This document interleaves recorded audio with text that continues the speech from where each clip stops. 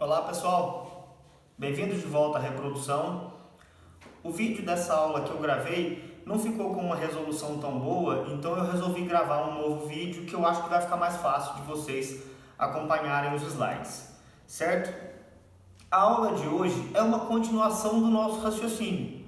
Olha que legal, nós já aprendemos a anatomia, já aprendemos a fisiologia, já entendemos como é que cada órgão ali funciona, como é que funcionam os ovários, como é que funciona o útero, como é que funciona a tuba uterina. Nós já aprendemos como é que uma fêmea dá cio e na última aula nós aprendemos como ocorre a gestação, como ocorre o desenvolvimento da fase inicial da gestação. Lembrando aí que dentro da nossa disciplina nós acompanharemos a gestação como um todo e nas aulas práticas, com a mão esquerda, para quem é destro, tá? Nós aprenderemos a palpar a vaca, beleza? E para as outras espécies aí, equinos também, né, tá? Éguas também nós aprenderemos e claro, existe toda a parte de machos ainda. Porém, agora nós vamos, já que nós sabemos toda a parte fisiológica, nós começaremos a entender aqueles processos que são contrários à fisiologia ou que aconteceram de maneira errada, tá? Que são as patologias ou as possíveis patologias. Nós começaremos aqui pelas alterações anatômicas, tá? Que vão acontecer no sistema tubular, certo? São as chamadas anomalias do sistema tubular. Quem é mesmo o sistema tubular? São aqueles tubos que compõem o trato reprodutivo. Quem são os tubos? A tuba uterina, o corno uterino, o corpo do útero, a cérvix e a porção inicial da vagina, certo? Concordam comigo que toda essa porção aí é um tubo?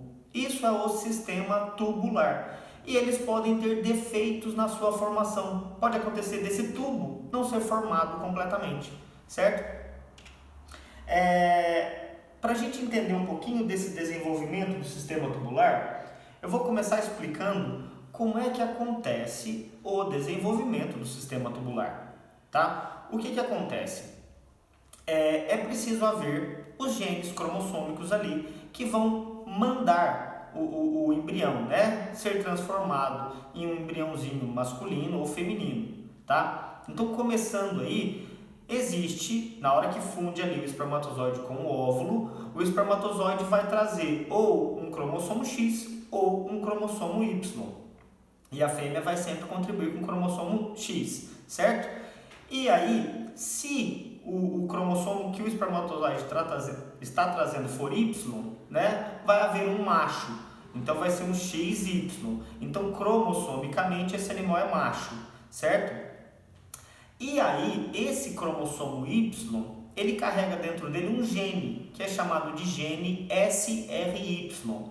Esse gene é responsável por codificar um fator, uma espécie aí de uma proteína, de uma enzima, certo? Um fator. Esse fator é chamado de fator de diferenciação testicular. É esse fator quem faz a gônada primordial ser transformada em um testículo. Então, olha que legal. O cromossomo Y, ele tem ali um gene que é chamado de gene SRY. Esse gene codifica um fator, que é o TDF, que é o fator de diferenciação testicular, que diferencia a gônada primordial em testículo. Isso lá naquela fase de embriogênese que nós falamos da aula passada, beleza? Quando ocorre essa diferenciação em testículos, o testículo, tá? Ele vai ser composto ali por duas células principais e, claro, túbulos seminíferos e tudo mais.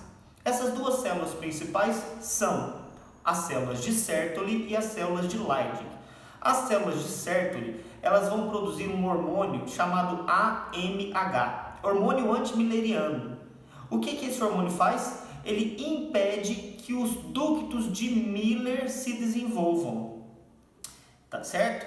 Os ductos de Miller dariam origem ao sistema tubular feminino. Então, eles impedem que esse tubo se desenvolva e se forme. E, consequentemente, as células de Leydig produzem testosterona e essa testosterona estimula o desenvolvimento dos ductos de Wolff. Os ductos de Wolff dão origem ao sistema tubular masculino, epidídimo, ducto deferente, ducto eferente, certo? Então olha o que eu acabei de falar para vocês. Tem cromossomo Y, portanto tem testículo. E aí, tendo testículo, as células do testículo produzem hormônio para evitar que o sistema da fêmea seja desenvolvido. E aí o sistema do macho é desenvolvido. Vocês entenderam então que a formação inicial, né, a parte comum ali do embrião, ela pode tanto se transformar num macho quanto se transformar numa fêmea? E vai depender se tem ou não tem o gene SRY, se tem ou não tem o cromossomo Y, o fator de diferenciação testicular. Isso é legal porque naqueles defeitos cromossômicos, né? Por exemplo, aí um XXY, ou então só X, ou então só Y. Eu tenho uma aula dessas que talvez a gente não tenha tempo de falar, mas eu mando para vocês se vocês quiserem. Tá? Nós conseguimos ver fisicamente vários sinais. Por quê? Porque já que não tem o gene Y, ou às vezes tem 2X e um Y, algumas coisas podem estar erradas, tá? Morfologicamente dentro do organismo. Muito legal, né? Então vocês entenderam como é que acontece a formação do macho e como o macho impede o desenvolvimento do sistema da fêmea. Só que se não for cromossomo Y, se for 2 cromossomos X, XX, não tem SRY, não tem TDF, e aí, em vez de haver diferenciação em testículo, vai ter diferenciação direto em ovários, certo? Como tem diferenciação em ovários, não tem célula de Sertoli, não tem AMH, portanto o sistema tubular se desenvolve normalmente, certo? Só que pode acontecer que durante esse desenvolvimento do sistema tubular, algumas coisas podem ali sair erradas, e aí o sistema tubular não se desenvolver por completo. Então às vezes pode faltar um pedacinho, um segmento, às vezes pode faltar um segmento completo, certo? Então às vezes não tem uma tubo-uterina, ou não tem um pedacinho da tubo-uterina, ou não tem um corno uterino inteiro, ou não tem cervix, certo? Pode acontecer aí um defeito na formação, tudo bem? Então vamos lá, aqui está um desenho explicando um pouquinho melhor aí como ocorre essa diferenciação aqui, né, no tecido primordial e no que vai ser transformado em macho, no que vai ser transformado em fêmea, mas eu acho que vocês entenderam pela explicação. Mas só para a gente entender um pouquinho mais aí, porque nós acabamos de falar de cromossomo X e Y, certo? Então nós falamos, na verdade, do sexo cromossômico. O sexo cromossômico é a primeira diferenciação sexual que acontece. Então o que acontece? O embrião, ele é XX ou ele é XY. Isso é o sexo cromossômico. Então patologias já podem acontecer direto aí. Pode acontecer de ser XXY, por exemplo. Tá? Então existem patologias diretamente ali no sexo cromossômico. Depois do sexo cromossômico, imaginando aí que tem XX normal e XY normal, certo? Ocorre a diferenciação entre ovários e gônadas e testículos, não é verdade? Então esse segundo sexo, essa segunda diferenciação é chamada de sexo gonadal, pois existe a diferenciação entre ovários e testículos. E quando existe essa diferenciação, existem hormônios e esses hormônios vão atuar, né, não só ali no desenvolvimento do trato reprodutivo, mas como no desenvolvimento do corpo como um todo. Então essa terceira diferenciação promovida por hormônios é o que nós chamamos de sexo somático. O corpo desses animais vai ser diferente. Como que o corpo vai ser diferente? Tem cromossomo XX e tem cromossomo XY. Então no XY vai ter testículo, no XX vai ter gônada, nesse de cá vai ter epidídimo, vai ter ducto deferente e vai ter uma musculatura mais espessa, né, no macho. Na fêmea vai ter sistema tubular feminino ali, então vai ter tubo-uterina, vai ter útero, vai ter cervix, certo? E vai ter uma musculatura menos espessa e mais voltada para a região ventral, em vez de ser para a região dorsal. Desculpa, para os animais eu deveria falar caudal e cranial. Então essa terceira diferenciação é a diferenciação somática, diferenciação cromossômica, diferenciação gonadal, diferenciação somática. A quarta é a diferenciação psíquica.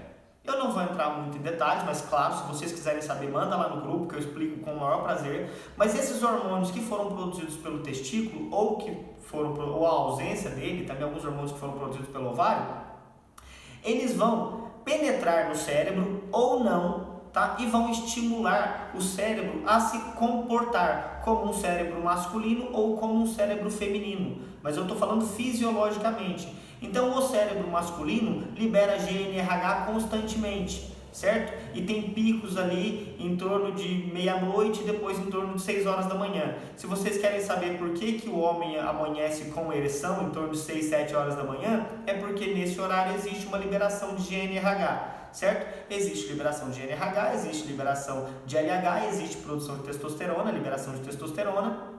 Por isso que o homem fica excitado em torno das 6 horas da manhã. Acontece essa liberação aí em torno de 3, 4 vezes por dia. 6 da manhã, meio-dia, 6 da tarde e meia-noite. Mais ou menos 6 em 6 horas. Por quê? Porque a testosterona produzida pelo testículo, certo? Durante a embriogênese, foi lá e sensibilizou o cérebro para que ele comporte-se dessa maneira. Já para a fêmea, o estrógeno que foi produzido é quem vai estimular o cérebro. E ele estimula o cérebro de uma maneira totalmente diferente, tá? Na verdade, aí o estrógeno ele nem penetra. E o que acontece? O hipotálamo da fêmea, ele se desenvolve totalmente diferente. Então, ela tem, em vez de ser liberação todo dia, ela existe uma liberação pequenininha todo dia, mas ela existe aquela liberação uma vez por mês, que nós chamamos de liberação cíclica. Lembra que eu falei isso em fisiologia da reprodução? Então, uma vez por mês, ela tem uma descarga muito grande de GNRH. Ela dá cio. Olha que legal a diferença entre a cabeça do macho e a cabeça da fêmea, certo?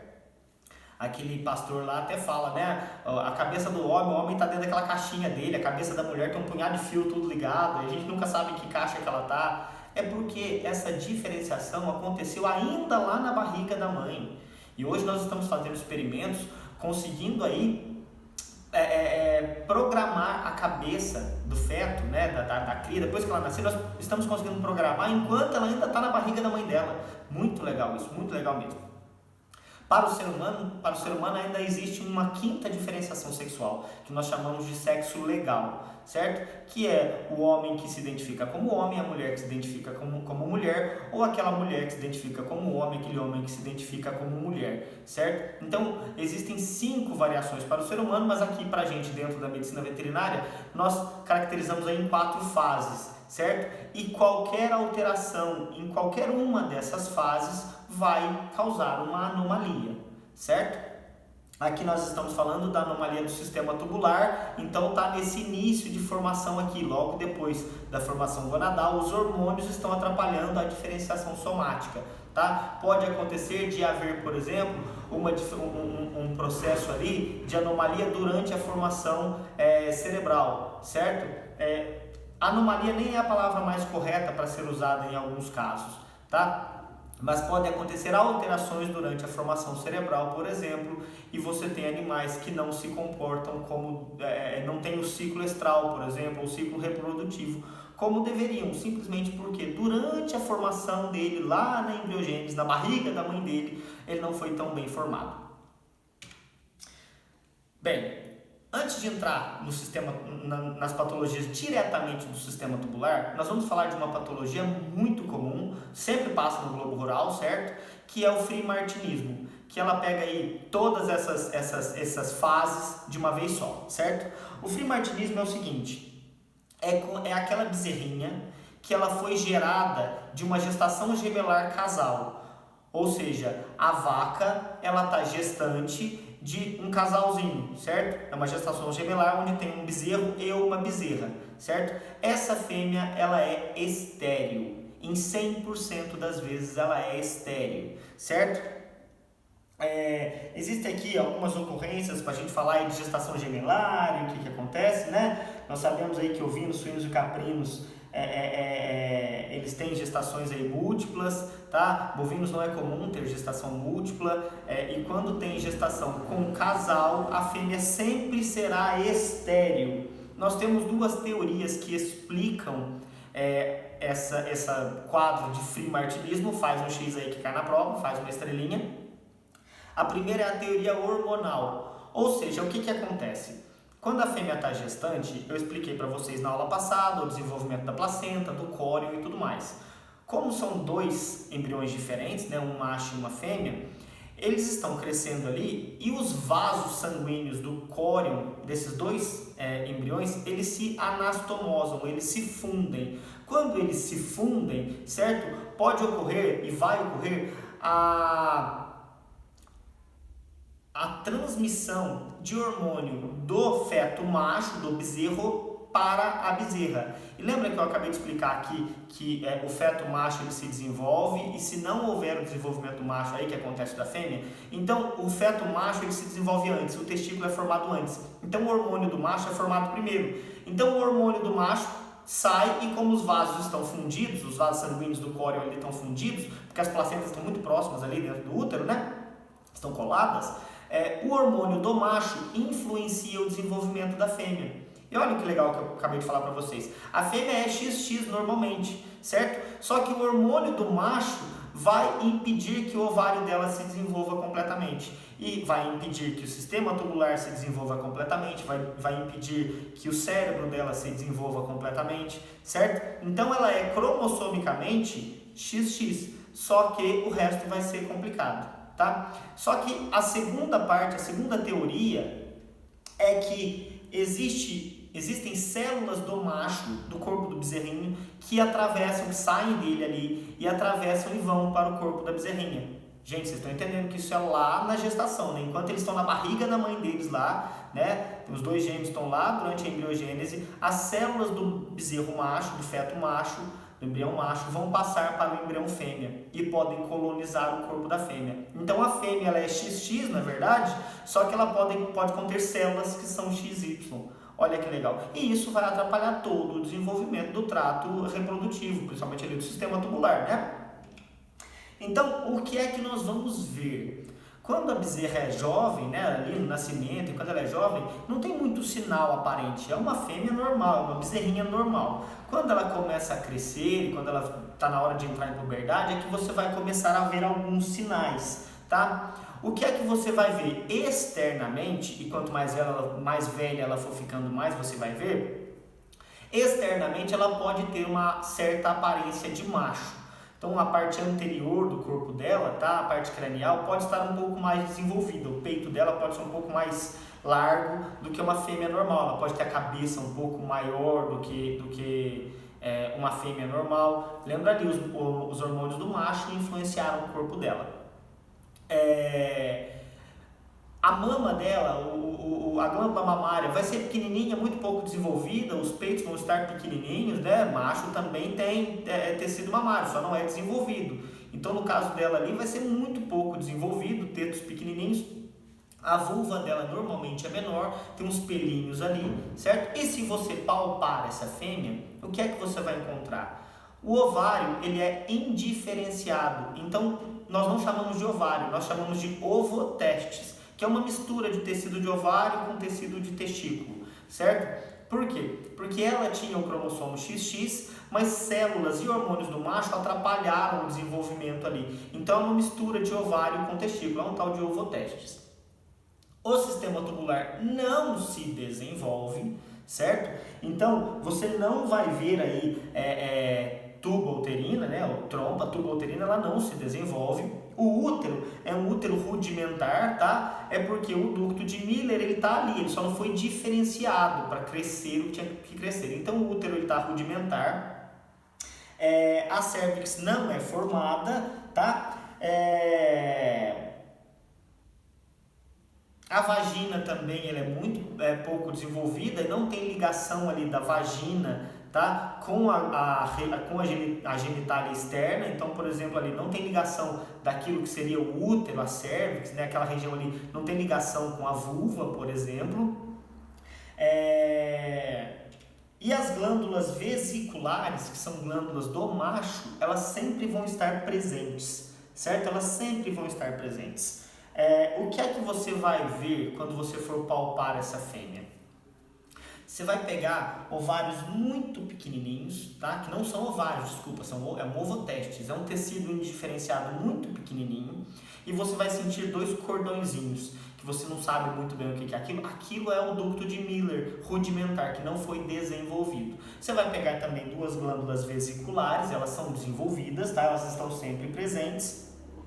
Glândula vesicular, aqui pra você ver o ovotestes, que coitadinho que ele é, certo?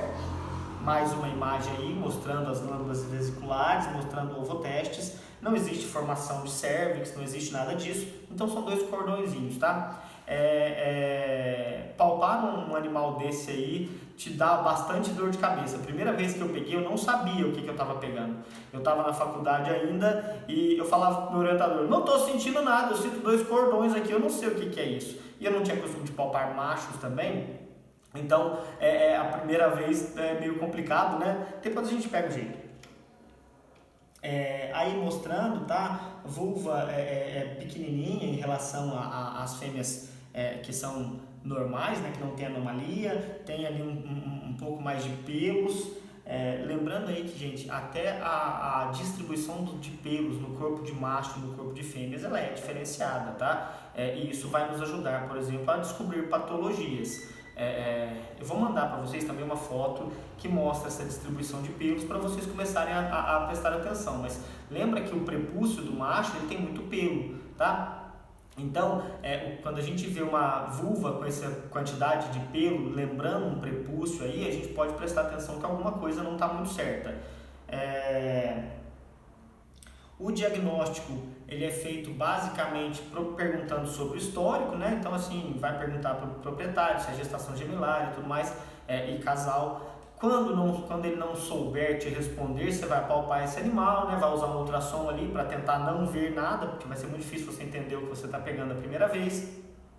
Se você chegar em ovário, você vai ver um tecido indiferenciado, né? Não existe crescimento de folículos, não existe atividade no ovário. Você pode pegar um tubo daqueles de coleta de sangue, tá? E botar na vagina, é o chamado ali tubo de ensaio. Abre a vulva e coloca. Você vai ver que só entra um tantinho assim, o resto não entra. Essa parte é em fundo cego, certo? Não tem comunicação lá com a genitália interna. Só tem ali um pouquinho para trás de onde sai o ósseo externo da uretra e acabou. Lembrando aí que o clitóris dessa fêmea também está aumentado, tá, gente? É o que vai começar a pensar ali numa glande do pênis. Lembrando aí que a diferenciação do macho e da fêmea vai acontecer por hormônios, né? Aquela parte, a terceira parte é a diferenciação somática. O hormônio do macho ele atua para desenvolver o pênis, por exemplo, desenvolver a glande, quanto mais testosterona maior, né? Vocês sabem disso. No caso dessa fêmea aqui, como ela teve o hormônio do macho, o clitóris ele acaba se desenvolvendo mais à semelhança de uma glande peniana. Claro que ele é relativamente menor ainda, tá? Que uma glande. Você pode fazer testes citogenéticos e que você vai encontrar um quimera, então é um animal que tem ali cromossomo Y, mesmo tendo algumas características de XX. E o tratamento aí não existe, né? Na verdade é uma formação congênita, não tem o que fazer. Eu tô com uma ideia de tentar induzir essa fêmea a produzir leite. Quando eu conseguir eu conto para vocês. Se você quiser tentar fazer alguma coisa aí, o que você faz é um churrasco e chama o professor, beleza? A gente tem que pensar aí também, não só nesse animal, tá? Mas no todo. É assim, por que essa vaca ela teve uma gestação gemelar? Claro, eu entendo, gestações gemelares podem acontecer, é uma coisa normal, só que tem algumas propriedades em que acontecem muitas gestações gemelares. Isso pode ser genético, mas isso também pode ser um erro de manejo. Às vezes a pessoa está usando ali BST, que provoca duplas ovulações, ele está usando isso para aumentar a produção de leite, mas a vaca ainda não estava gestante. E aí acaba aumentando o nascimento, induzindo ao maior número de partos gemelares. E isso em bovinos não é legal. Isso aumenta a distocia, isso aumenta a retenção de placenta, isso aumenta risco de morte para a fêmea, risco de morte para as crias, tá? Não é interessante. Eu preciso diferenciar esse frimartinismo de outras patologias que vão fazer a fêmea simplesmente não apresentar seio nunca, tá? Um dos exemplos aí pode ser a hipoplasia ovariana bilateral. Nós falaremos dela na próxima aula, mas pensa aí que o ovário ele não se desenvolveu, então não tem folículo, não tem corpo útero, não tem nada, essa fêmea nunca apresenta cio. Assim como essa do fremartinismo, ela também nunca apresenta cio, tá? Essas duas fêmeas, elas são chamadas de maninha no campo aí, né? A novilha é maninha, a vaca é maninha. Lembrando aí que em alguns casos, algumas vacas, elas podem, depois de parir e tudo mais, elas podem desenvolver alguma patologia e acabar virando maninhas também, tá? Então maninha no campo aí se refere àquela vaca que de alguma forma não está dando cio ou não está pegando cria, tá bom? Prefiro a primeira opção. Só lembrando aí, esse macho bezerrinho que foi gestado junto com essa fêmea, a fêmea ela é infértil, tá? Ela não pega cria. O macho, ele é fértil, só que ele é subfértil, tá? Ele tem condições de produzir espermatozoide, tá tudo certinho, só que ele tende a ser menos fértil. E a parte ruim disso é que se ele for usado para reprodução, as filhas dele também serão menos férteis, serão subférteis. Bem, falei essa primeira parte de fremartinismo, que talvez seja a mais importante para a gente. Vamos falar de outras patologias do sistema tubular, onde o sistema tubular não se formou corretamente, tá? Normalmente ali, mesmo depois de já haver diferenciação em ovário. A primeira delas aí, tá? É a aplasia de tubo uterina. Aplasia segmentar de tubo uterina. Isso significa que a não formação de alguma parte da tubo uterina. Reparem nessa imagem aqui, a tubo uterina. Olha aqui, o ovário, a tubo uterina. Tá vendo um pedaço dela faltando? Acho que ficou melhor para vocês verem agora com essa aula. Tá vendo um pedaço dela faltando? O que acontece nesse pedaço faltando? Imagina que tem aqui, ó, ovário são as minhas duas mãos e a tuba uterina é aqui o meu braço, certo? Se uma parte aqui dessa tuba não foi formada e a ovulação aconteceu desse lado, o óvulo nunca vai conseguir encontrar o espermatozoide, porque não tem uma ponte ali, não tem uma parte que vai fazer eles se ligarem. Então o que acontece? Se essa aplasia segmentar ela for só de um lado, né, a fêmea ainda pode ovular do outro lado e pode haver gestação normal, certo? Então essa fêmea ela pode ser fértil, mas ela normalmente vai ser subfértil, porque ela só tem uma dificuldade ali, né? Se ela ovular sempre do mesmo lado, é um grande azar e ela não vai conseguir emprenhar. Agora, se ela ovular do outro lado, pode haver a gestação normal. Isso para qualquer espécie, tá, pessoal? Se a hipoplasia ela for, se a aplasia ela for bilateral, tá? Dos dois lados ali não vai haver um pedaço da tuba uterina, essa fêmea ela é infértil, tá, pessoal? Ela é infértil para ela gestar filhos dela, porque o óvulo dela não vai conseguir encontrar o espermatozoide naturalmente. Mas você pode colocar um embrião nessa fêmea, por exemplo, e ela vai desenvolver naturalmente, tá? Então ela consegue gestar, ela não consegue naturalmente encontrar o espermatozoide com o óvulo nela ali e fazer gestação fisiológica normal. Mas se você colocar o embrião, ela funciona. Pode haver aplasia segmentar, não só da tuba uterina, mas também do útero, tá? Dos cornos uterinos ali. Desculpa. Então aqui, repare aqui, ó, esse útero aqui, esse corno uterino tá normal, mas esse corno uterino tem uma parte dele aqui que simplesmente não tem um pedaço, certo? E tá vendo esse acúmulo de aguinha aqui? É porque lembra ali que o estrógeno faz o útero crescer um pouquinho e a progesterona faz esse útero secretar? Aqui começam a acumular líquidos, tá? Isso aqui inclusive pode fazer você pensar que é uma gestação recente. Tá? Então se você passou o ultrassom correndo ali e não viu nada, não viu feto, não viu nada, mas saiu falando que ela está gestante, pode acabar sendo uma aplasia segmentar. Lembrando aí que se por um acaso ela ovular desse lado da aplasia segmentar unilateral, né, ela não vai conseguir gestar porque não vai haver o encontro do óvulo com o espermatozoide. Se ela ovular do lado de cá, vai haver gestação normal. A prostaglandina que vai ser produzida nessa parte aqui, né, porque o embrião ele vai se desenvolver aqui até ele inibir todos os cornos uterinos, lembra disso? Da aula passada? Tá? Só que a prostaglandina produzida aqui não vai cair na corrente sanguínea como na porca, então ela não vai conseguir destruir o corpo útero do lado de cá, então essa fêmea vai gestar normalmente. Na porca isso aqui é um problema, porque a prostaglandina produzida do lado de cá é capaz de cair na corrente sanguínea e lisar os corpos úteros dos dois lados, tá, pessoal?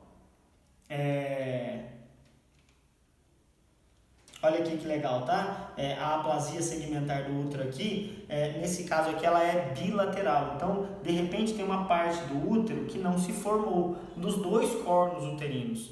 Então, nesse caso, começou a acumular muito líquido, tá? Na parte anterior ali, né? Porque na parte posterior o líquido ele vai ser eliminado pela cervix e tudo mais. Nessa parte anterior dos cornos uterinos, ocorreu um acúmulo de líquido e você acha que isso aqui é uma gestação. Você foi lá, palpou e ainda acha que é uma gestação gemelar ainda, certo? Mas isso, na verdade, pode ser uma patologia. Nesse caso aqui de aplasia segmentar uterina bilateral, não existe a possibilidade dessa fêmea ficar gestante naturalmente, tá? E ela muito provavelmente não vai conseguir ficar gestante mesmo por colocação de embrião por causa do desenvolvimento do espaço uterino ali. E também pela produção de prostaglandina por aquela região final onde o embrião não vai conseguir se comunicar. No útero, além dessa aplasia segmentar, ou seja, o não desenvolvimento de uma pequena parte ali do útero, pode acontecer agenesia. A agenesia é não formação. A é o prefixo de negação, né? Gênesis é a formação, então é a não formação de útero. Isso pode ser de um corno uterino ou dos dois cornos uterinos, tá? Se for de um corno uterino, então olha aqui para você ver, essa fêmea aqui, ela tem o corno esquerdo, mas ela não tem o corno direito. Ela pode ser fértil, contanto que ela ovule do lado de cá, o óvulo vai cair na tuba uterina, vai encontrar com o espermatozoide, o embrião vai chegar no útero, se desenvolve sem problema. Claro que se ela ovular do outro lado, não tem como esse embrião, esse espermatozoide encontrar com o óvulo, não tem formação de embrião, então ela não se desenvolve. Então, essa fêmea, ela é fértil, só que ela vai ser subfértil, certo? Na aplasia segmentar, na agenesia unilateral de útero. Se a agenesia for bilateral, aí essa fêmea, ela não tem útero, essa fêmea, ela é infértil, certo? Lembrando aí que essa fêmea, ela é infértil para ela gestar, mas você pode, claro, ir lá, coletar, aspirar o óvulo dela, né? Aspiração de óvulo diretamente no ovário, leva para um laboratório, faz o embrião e põe outra fêmea. Então você consegue retirar material genético dessa fêmea, mas ela não consegue gestar. Pode acontecer também a agenesia de glândulas uterinas, de glândulas endometriais.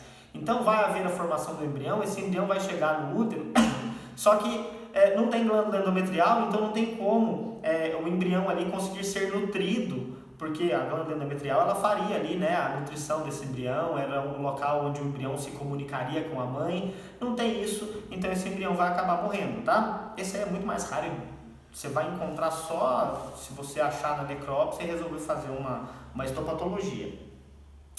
Além desses problemas com a tuba uterina e com o útero, pode acontecer também, tá, a dupla abertura de cérvix. Olha que legal, a cérvix ela pode acabar tendo uma dupla abertura caudal. A cérvix da vaca, a cérvix de qualquer fêmea ali, né, ela tem apenas uma abertura, só que pode acabar tendo duas, tá? E aí tem uma coisa legal, essas duas aberturas, elas podem se comunicar ainda ali na cérvix, e isso não vai gerar problema nenhum. Elas podem acabar se comunicando no corpo do útero, então elas entram ali no corpo do útero, elas se comunicam e não tem problema nenhum. Ou elas podem não se comunicar de maneira nenhuma. Então a cérvix está aqui, certo? São duas cérvix separadas, tá? E elas se dividem ali em dois cornos uterinos, não existe nem a formação de corpo do útero, e aí elas são totalmente separadas, certo? Quais são os possíveis problemas? Por exemplo, aqui, nessa cérvix aqui, supondo que a comunicação acontece ainda na cérvix aqui, então é apenas aqui está a cérvix, apenas uma membrana aqui no meio separando, certo? Na hora do parto, isso aqui pode acabar fazendo o bezerro encostar ali, ou o cachorrinho, ou qualquer animal que seja, encostar naquilo ali e pode causar uma distocia, tá? É muito raro de você encontrar isso aqui no campo, caso tenha, às vezes o bezerro, na hora de nascer, consegue até rasgar aquilo ali, ou ele consegue acabar botando a mão no lugar certo e não vai ter problema nenhum. Então essa fêmea aqui, talvez você não tenha problema nenhum com ela. Caso ela tenha duas cérvix, tá? Aqui se comunica, tá vendo que se comunica no corpo do útero? Tem duas entradas, mas elas se comunicam aqui no corpo do útero. Então essa fêmea ela não tem problema nenhum. mas pode acontecer de não se comunicar de maneira nenhuma. Olha só que legal, essa parte da cervix aqui, ela vai direto para o corpo pro corno do útero, e essa aqui ela vai direto para o outro corno. E qual é o problema? Se for um boi que está cobrindo essa vaca, ou se for um garanhão cobrindo essa égua, ou macho cobrindo a fêmea, o espermatozoide provavelmente vai conseguir entrar ali, né, nas duas cervix, nos dois cornos uterinos, vai estar tranquilo para encontrar o ócito. Mas caso seja um inseminador e ele não passou o espéculo, não viu que a vaca tinha duas cervix, ou não conseguiu perceber isso na mão, ele entrou em um lugar e, supondo que a vaca ovulou do lado de cá, mas ele inseminou do lado de cá, ele vai perder a inseminação, essa vaca não vai ficar prenha. Então qual é o problema disso aí? Né? Essa vaca ela pode ser subfértil se for sempre utilizada em inseminação artificial. Mas se ela for com touro, você provavelmente nunca vai descobrir que ela tinha, a não ser quando você mandar ela para o abatedouro e alguém vai te mostrar aí, certo? Lembrando, gente, que em porcas, tá? A prostaglandina que vai ser... se for por inseminação, você vai ter problema, claro, né? Porque se você vai inseminar só um corno uterino, então a prostaglandina produzida no outro corno uterino vai acabar lisando os dois corpos lúteos. Na vaca, supondo que ela ovulou do lado de cá e você inseminou do lado de cá, tá tudo certo. A prostaglandina produzida no ovário contralateral ali não vai conseguir lisar o corpo lúteo do outro ovário. A cervix ela também pode ser sinuosa, tá? Então a cervix sinuosa, na verdade, ela é ali, pode haver má formação normal dela, mas o mais comum é ela ficar sinuosa depois de uma distocia. Ou seja, a cervix era normal, só que na hora do parto ali a fêmea acabou rasgando a cervix, lesionando a cervix, e houve uma fibrose ali, a cervix ela se fechou, ela cicatrizou torta. Para o boi isso não tem problema nenhum, porque ele ejacula no fundo da vagina. Para o cavalo também não vai ter muito problema, para os machos não vai ter problema, mas para o inseminador que precisa passar essa cervix sinuosa, ele vai ficar morrendo de raiva, certo? Então se essa vaca for utilizada para inseminação, talvez não consiga ficar prenha, mas para o touro aí ela não tem problema nenhum.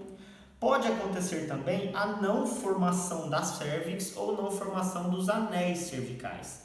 E qual é o problema disso aqui? Essa fêmea não tem cervix, né, não tem colo do útero, então o embrião que está ali no útero começou a se desenvolver, ele vai ser eliminado, porque não existe uma barreira, e ele também pode se contaminar e vai morrer, né? Então, não tem cervix, essa fêmea ela vai sempre abortar, vai sempre eliminar esse feto.